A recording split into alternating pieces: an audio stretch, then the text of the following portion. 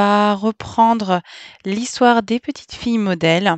Je m'étais arrêtée la dernière fois alors que Sophie avait volé les poires de Madame de Fleurville et qu'elle s'était fait prendre par Camille et que Camille ne l'avait pas dénoncée auprès des adultes. Et j'avais dû m'arrêter avant la fin du chapitre vu que j'étais à court de batterie. Mais donc ce soir, on va terminer ce chapitre et puis on va enchaîner avec la suite de l'histoire. Donc Camille disait: «Oh non, je ne l'ai pas dit, je n'ai rien dit.» Madeleine: «Comment? Est-ce que tu sais qui a pris les poires?» «Oui.» «Et pourquoi ne l'as-tu pas dit?» Camille leva les yeux, regarda Sophie et ne répondit pas. Sophie se troublait de plus en plus. Madeleine et Marguerite s'étonnaient de l'embarras de Camille, de l'agitation de Sophie. Enfin, Sophie, ne pouvant plus contenir son sincère repentir et sa reconnaissance envers la généreuse Camille, se jeta à genoux devant elle en sanglotant. « Pardon, oh pardon, Camille, bonne Camille, j'ai été méchante, bien méchante, ne m'en veux pas. » Marguerite regardait Sophie d'un œil enflammé de colère. Elle ne lui pardonnait pas d'avoir causé un si vif chagrin à sa chère Camille. « Méchante Sophie !» s'écria-t-elle. « Tu ne viens ici que pour faire du mal. Tu as fait punir un jour ma chère Camille, aujourd'hui tu l'as fait pleurer. Je te déteste, et cette fois-ci, c'est pour tout de bon, car, grâce à toi, tout le monde croit Camille gourmande, voleuse et menteuse. » Sophie tourna vers Marguerite son visage baigné de larmes et lui répondit avec douceur. « Tu me fais penser, Marguerite, que j'ai encore autre chose à faire qu'à demander pardon à Camille. Je vais de ce pas, ajouta-t-elle en se levant, dire à ma belle-mère et à ces dames que c'est moi qui ai volé les poires, que c'est moi qui dois subir une sévère punition, et que toi, bonne et généreuse Camille, tu ne mérites que des éloges et des récompenses. »« Arrête, Sophie !» s'écria Camille en la saisissant par le bras. « Et toi, Marguerite, rougis de ta dureté, sois touchée de son repentir. » Marguerite, après une lutte visible, s'approcha de Sophie, l'embrassa les larmes aux yeux. Sophie pleurait toujours et cherchait à dégager sa main de celle de Camille pour courir à la maison et tout avouer. Mais Camille la retint fortement et lui dit: « Écoute-moi, Sophie, tu as commis une faute, une très grande faute, mais tu l'as déjà réparée en partie par ton repentir. Fais-en l'aveu à maman et à Madame de Rosebourg. Mais pourquoi le dire à ta belle-mère qui est si sévère et qui te fouettera impitoyablement ? » Pourquoi ? Pour qu'elle ne te croie plus coupable. Elle me fouettera, je le sais, mais ne l'aurais-je pas mérité ? À ce moment, Madame de Rosebourg sortit de la serre à laquelle étaient adossés les enfants et dont la porte était ouverte. « J'ai tout entendu, mes enfants, dit-elle. J'arrivais dans la serre au moment où vous accouriez près de Camille, et c'est moi qui me charge de toute l'affaire. Je raconterai à Madame de Fleurville la vérité. Je la cacherai à Madame Ficini, à laquelle je dirai seulement que l'innocence de Camille a été reconnue par l'aveu du coupable, que je me garderai bien de nommer. Ma petite Camille, ta conduite a été belle, généreuse, au-dessus de tout éloge. La tienne, Sophie, a été bien mauvaise au commencement, belle et noble à la fin. Toi, Marguerite, tu as été trop sévère. Ta tendresse pour Camille t'a rendue cruelle pour Sophie. Et toi, Madeleine, tu as été bonne et sage. Maintenant, tâchons de tout oublier et de finir gaiement la journée. Je vous ai ménagé une surprise. On va tirer une loterie.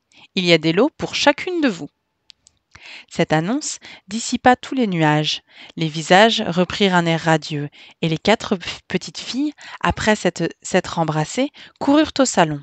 On les attendait pour commencer. Sophie gagna un joli ménage et une papeterie.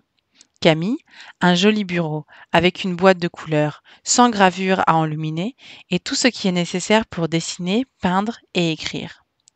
Madeleine, 40 volumes de charmantes histoires et une jolie boîte à ouvrage avec tout ce qu'il fallait pour travailler. Marguerite, une charmante poupée en cire et un trousseau complet dans une jolie commode.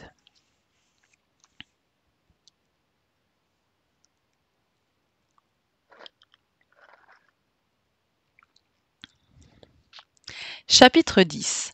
La poupée mouillée. Après avoir bien joué, bien causé, bien pris des glaces et des gâteaux, Sophie partit avec sa belle-mère. Camille, Madeleine et Marguerite allèrent se coucher. Madame de Fleurville embrassa 1000 fois Camille. Madame de Rosebourg lui avait raconté l'histoire des poires, et toutes deux avaient expliqué à Madame Ficini l'innocence de Camille sans faire soupçonner Sophie.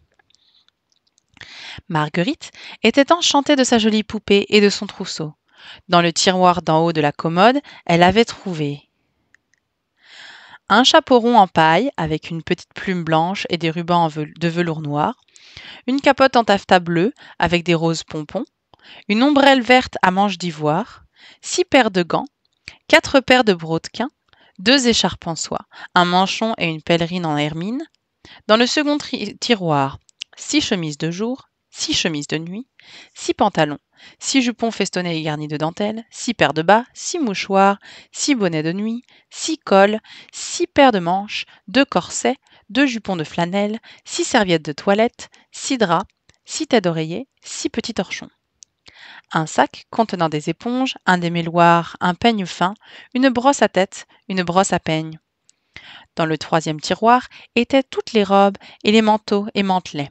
Il y avait une robe en mérinos écossais, une robe en popeline rose, une robe en taffetas noir, une robe en étoffe bleue, une robe en mousseline blanche, une robe en nankin, une robe en velours noir, une robe de chambre en taffetas lilas, une casaque en drap gris, une casaque en velours noir, un talma en soie noire, un mantelet en velours gros bleu, un mantelet en mousseline blanche brodée.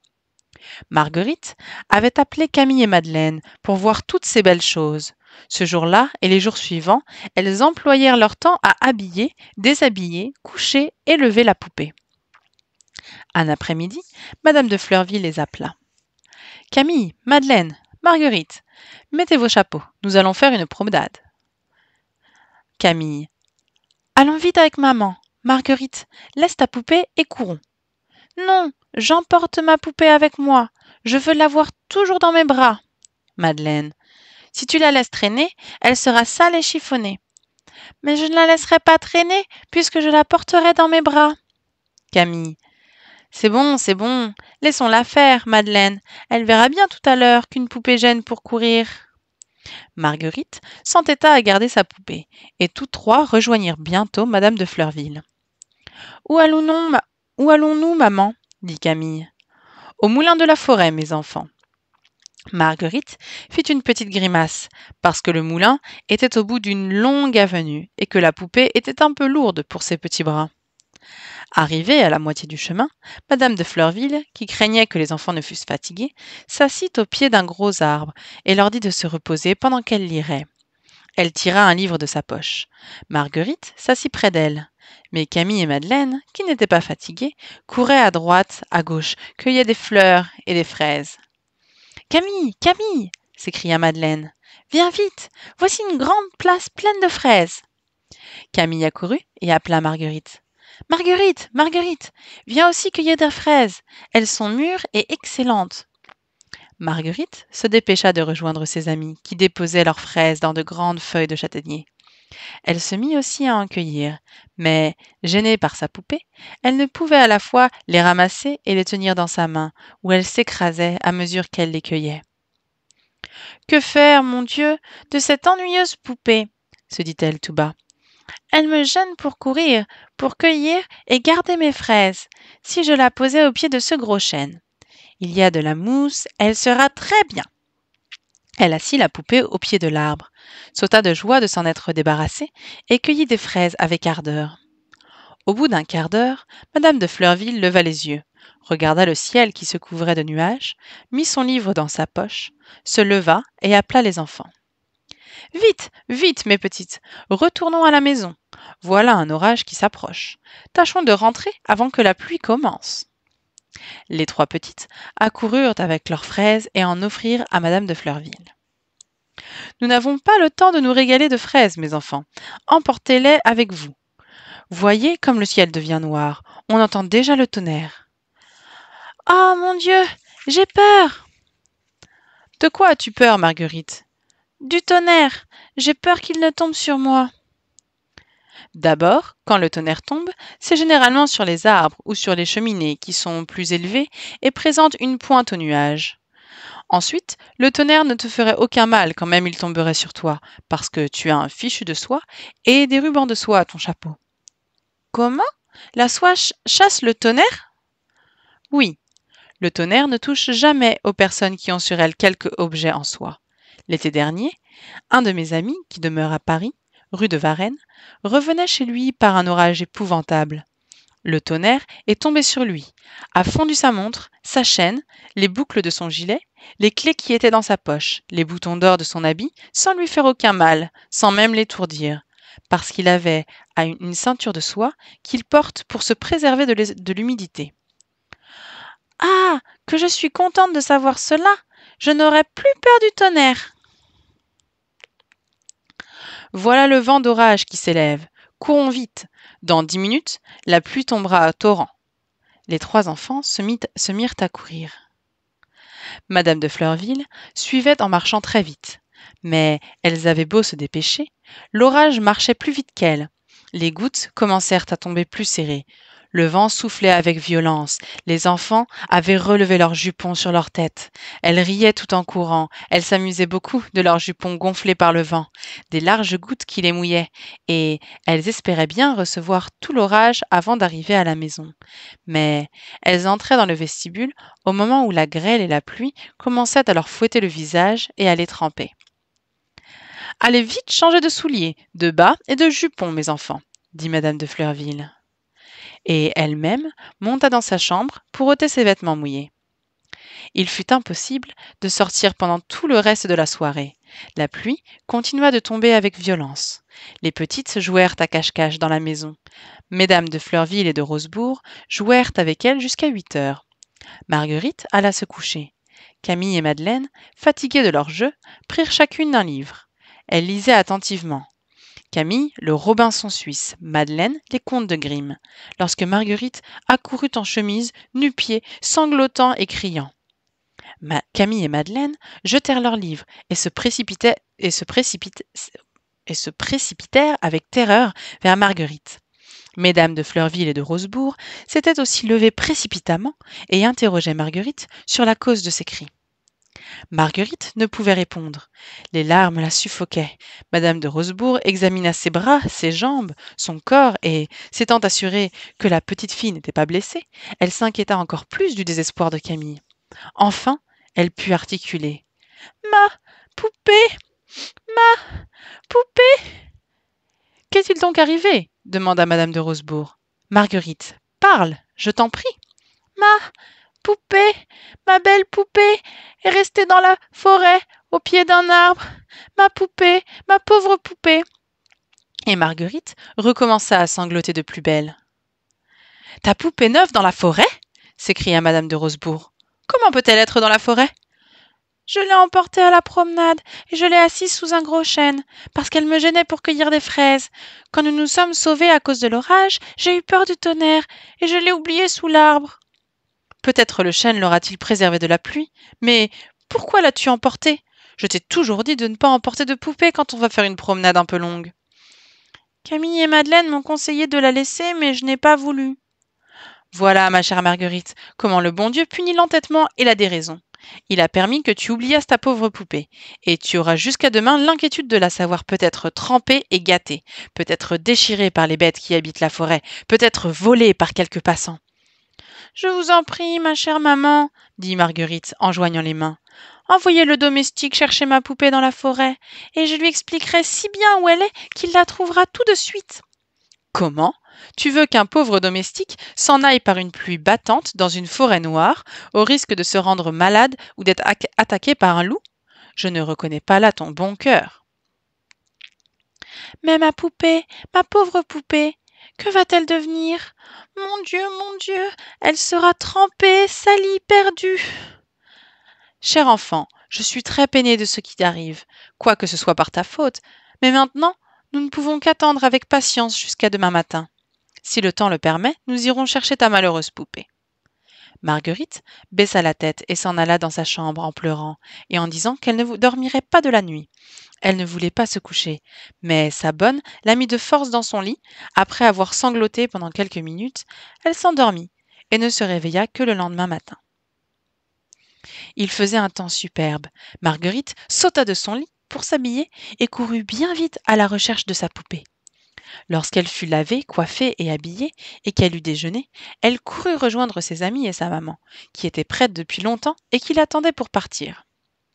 Partons, s'écrièrent-elles tout ensemble. Partons vite, chère maman, nous voici toutes les trois. Allons, marchons d'un bon pas et arrivons à l'heure où la pauvre poupée a passé une si mauvaise nuit. Tout le monde se mit en route. Les mamans marchaient vite, vite. Les petites filles couraient plutôt qu'elles ne marchaient, tant elles étaient impatientes d'arriver. Aucune d'elles ne parlait. Leur cœur battait à mesure qu'elles approchaient. « Je vois le grand chêne au pied duquel elle doit être, » dit Marguerite. Encore quelques minutes, et elles arrivèrent près de l'arbre. Pas de poupée. Rien qui indiquât qu'elle aurait dû être là. Marguerite regardait ses amies d'un air consterné. Camille et Madeleine étaient désolées. « Mais, demanda Madame de Rosebourg, es-tu bien sûre de l'avoir laissée ici ?»« Bien sûr, maman, bien sûr. »« Hélas, en voici la preuve, » dit Madeleine en ramassant dans une touffe d'herbe une petite pantoufle de satin bleu. Marguerite prit la pantoufle, la regarda, puis se mit à pleurer. Personne ne dit rien. Les mamans reprirent le chemin de la maison, et les petites filles les suivirent tristement.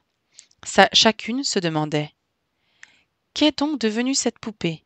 Comment n'en est-il rien resté? La pluie pouvait l'avoir trempée et salie, mais elle n'a pas pu la faire disparaître. Les loups ne mangent pas les poupées.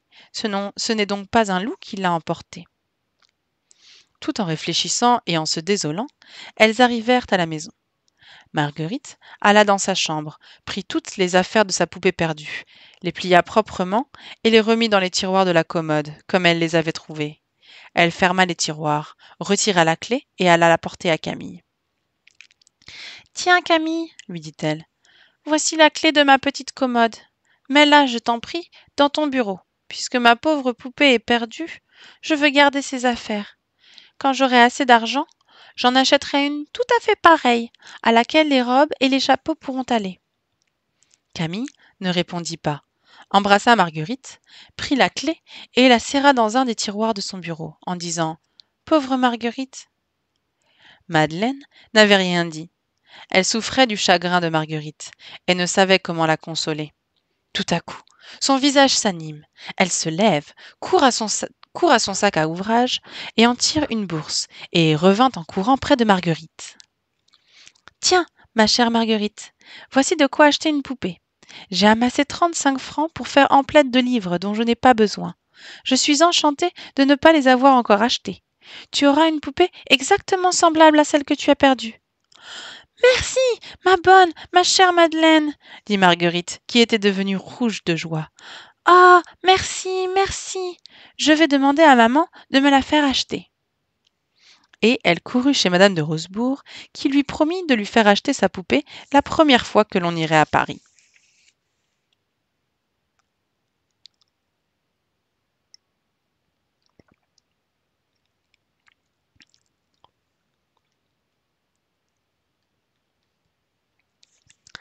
Chapitre 11. Jeannette la voleuse. Madeleine avait reçu les éloges que méritait son généreux sacrifice. 3 jours s'étaient passés depuis la disparition de la poupée. Marguerite attendait avec une vive impatience que quelqu'un allât à Paris pour lui apporter la poupée promise. En attendant, elle s'amusait avec celle de Madeleine. Il faisait chaud, et les enfants étaient établis dans le jardin, sous des arbres touffus.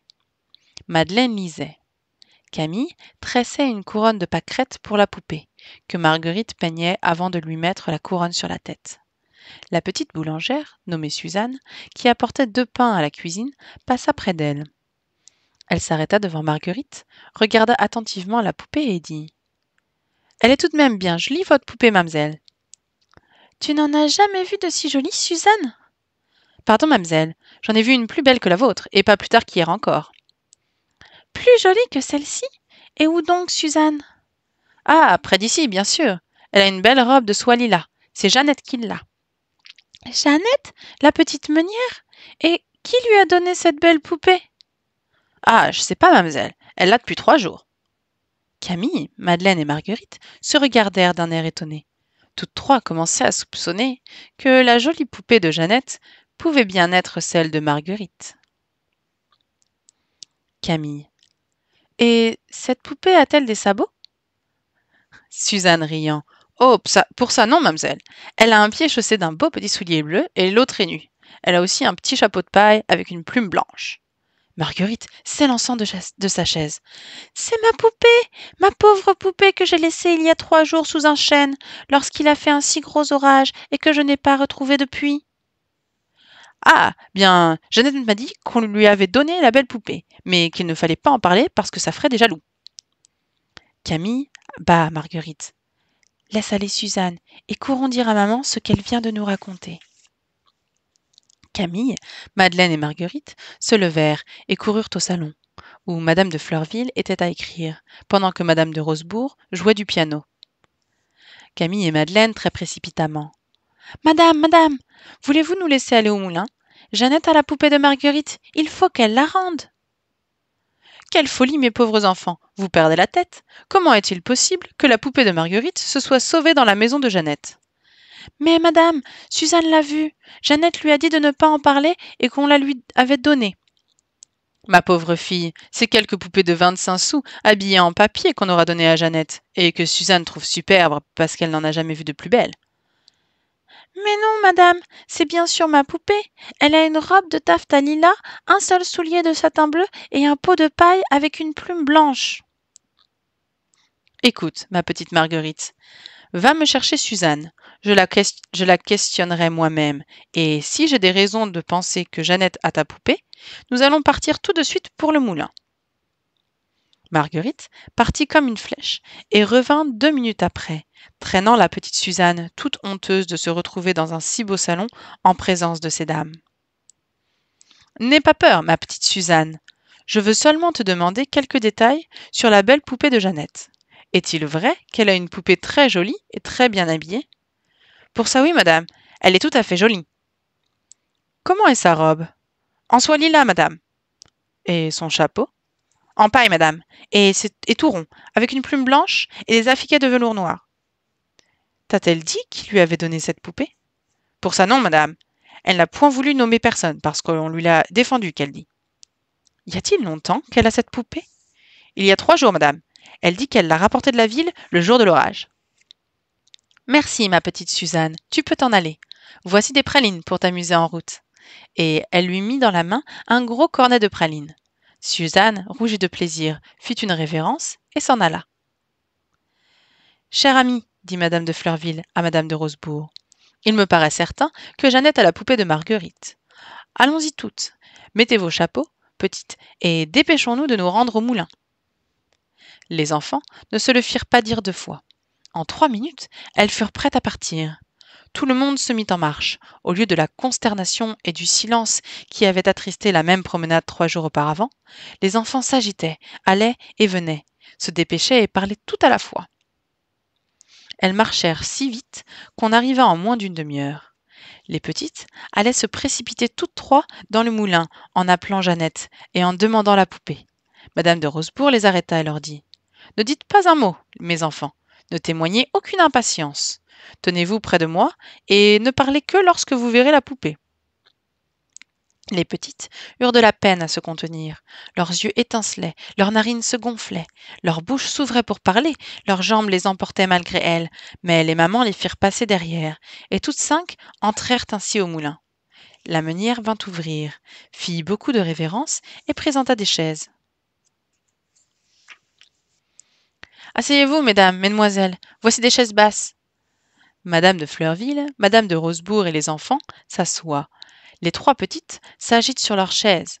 Madame de Rosebourg leur fait signe de ne pas montrer d'impatience. « Eh bien, mère Léonard, comment cela va-t-il? » Madame est bien honnête, ça va bien, Dieu merci. « Et votre fille, Jeannette, où est-elle? » Ah, je ne sais point, madame, peut-être bien au moulin. Mes filles voudraient la voir, appelez-la donc. Jeannette, Jeannette! Après un moment d'attente. Jeannette, arrive donc! Où t'es-tu fourrée? Elle ne vient point. Faut croire qu'elle n'ose pas. Pourquoi n'ose-t-elle pas? Ah, quand elle voit ces dames, ça lui fait toujours quelque chose. Elle s'émotionne de la joie qu'elle a. Je voudrais bien lui parler pourtant. Si elle est sage et bonne fille, je lui ai apporté un joli fichu de soie et un beau tablier pour les dimanches. La mère Léonard s'agite, appelle sa fille, court de la maison au moulin et ramène en la traînant par le bras Jeannette qui s'était cachée et qui se débat vivement. Vas-tu pas finir, méchante, malapprise? Jeannette criant. Je veux m'en aller. Lâchez-moi, j'ai peur. Mère Léonard. De quoi que t'as peur, sans cœur? Ces dames vont-elles pas te manger? Jeannette cesse de se débattre. La mère Léonard lui lâche le bras. Jeannette se sauve et s'enfuit dans sa chambre. La mère Léonard est furieuse et craint que le fichu et le tablier ne lui échappent. Elle appelle Jeannette. Méchante enfant, crie-t-elle. Petite drôlesse, je vais te quérir et je vais te cingler les reins, tu vas voir. Madame de Fleurville l'arrête et lui dit. N'y allez pas, mère Léonard. Laissez-moi lui parler. Je la trouverai. Allez, je connais bien la maison. Et madame de Fleurville entra chez Jeannette, suivie de la mère Léonard. Elles la trouvèrent cachée derrière une chaise. Madame de Fleurville, sans mot dire, la tira de sa cachette, s'assit sur la chaise et, lui tenant les deux mains, lui dit « Pourquoi te caches-tu, Jeannette? Les autres fois, tu accourais au-devant de moi quand je venais au moulin. » Pas de réponse. Jeannette reste la tête baissée. « Jeannette, où as-tu trouvé la belle poupée qu'on a vue chez toi l'autre jour? » Suzanne est une menteuse. Elle n'a point vu de poupée. Je ne lui ai rien dit. Je ne lui ai parlé de rien. C'est des menteries qu'elle vous fait. Comment sais-tu que c'est Suzanne qui me l'a dit? Parce qu'elle me fait toujours de méchantes choses. Elle vous a conté des sottises. Mais, encore une fois, pourquoi accuses-tu Suzanne, puisque je ne te l'ai pas nommée? Faut pas croire Suzanne, ni les autres. Je n'ai point dit qu'on m'avait donné de poupée. J'en ai point de poupée. C'est toutes des menteries. Plus tu parles, et plus je vois que c'est toi qui mens. Tu as peur que je ne te reprenne la poupée que tu as trouvée dans le bois le jour de l'orage. Je n'ai peur de rien. Je n'ai rien trouvé sous le chêne, et je n'ai point la poupée de mademoiselle Marguerite. Comment sais-tu que c'est de la poupée de mademoiselle Marguerite que je te parle, et qu'elle était sous le chêne? Jeannette, voyant qu'elle se trahissait de plus en plus, se mit à crier et à se débattre. Madame de Fleurville la laissa aller, et commença la recherche de la poupée. Elle ouvrit l'armoire et le coffre, mais n'y trouva rien. Enfin, voyant que Jeannette s'était réfugiée près du lit, comme pour empêcher qu'on ne cherchât de ce côté, elle se baissa et aperçut la poupée sous le lit, tout au fond. Elle se retourna vers la mère Léonard et lui ordonna d'un air sévère de retirer la poupée. La mère Léonard obéit en tremblant et remit la poupée à madame de Fleurville. « Saviez-vous, dit madame de Fleurville, que votre fille avait cette poupée? »« Pour ça non, ma chère bonne dame, répondit la mère Léonard. Si j'avais su, je la lui aurais fait reporter au château, car elle sait bien que cette poupée est à mademoiselle Marguerite. Nous l'avions trouvée bien jolie la dernière fois que mademoiselle Marguerite l'a apportée. » Se retournant vers Jeannette. « Ah, mauvaise créature, vilaine petite menteuse, tu vas voir comme je te corrigerai. Je t'apprendrai à faire des voleries et puis des menteries encore. J'en suis toute tremblante. Je voyais bien que tu mentais à madame, dès que tu as ouvert la bouche pleine de menteries. Tu vas avoir le fouet tout à l'heure, tu ne perds rien pour attendre. » Jeannette pleurait, criait, suppliait, protestait qu'elle ne le ferait plus jamais. La mère Léonard, loin de se laisser attendrir, la repoussait de temps en temps, avec un soufflet ou un bon coup de poing. Madame de Fleurville, craignant que la correction ne fût trop forte, chercha à calmer la mère Léonard, et réussit à lui faire promettre qu'elle ne fouetterait pas Jeannette, et qu'elle se contenterait de l'enfermer dans sa chambre pour le reste de la journée. Les enfants étaient consternés de cette scène. Les mensonges répétés de Jeannette, sa confusion devant la poupée retrouvée, la colère et les menaces de la mère Léonard les avaient fait trembler. Madame de Fleurville remit à Marguerite sa poupée sans mot dire, dit adieu à la mère Léonard et sortit avec madame de Rosebourg, suivie des 3 enfants. Elle marcha depuis quelques instants en silence, lorsqu'un cri perçant les fit toutes à s'arrêter. Il fut suivi d'autres cris plus perçants, plus aigus encore. C'était Jeannette qui recevait le fouet de la mère Léonard. Elle la fouetta longtemps, car, à une grande distance, les enfants, qui s'étaient remis en marche, entendaient encore les hurlements, les supplications de la petite voleuse. Cette fin tragique de l'histoire de la poupée, perdue, les laissa pour toute la journée sous l'impression d'une grande tristesse, d'une vraie terreur.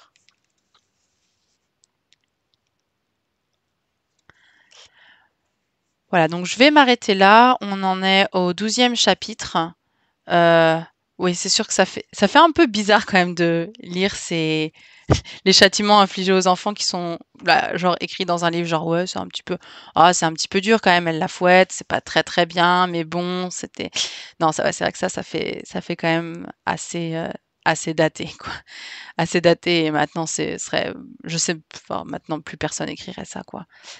Mais voilà, c'est toujours, un petit peu sympa et rigolo de voir, le décalage par rapport à maintenant, donc ça a été écrit en 1850 et quelques. Donc voilà, c'est il y a, plus de 100 ans, 150 ans même.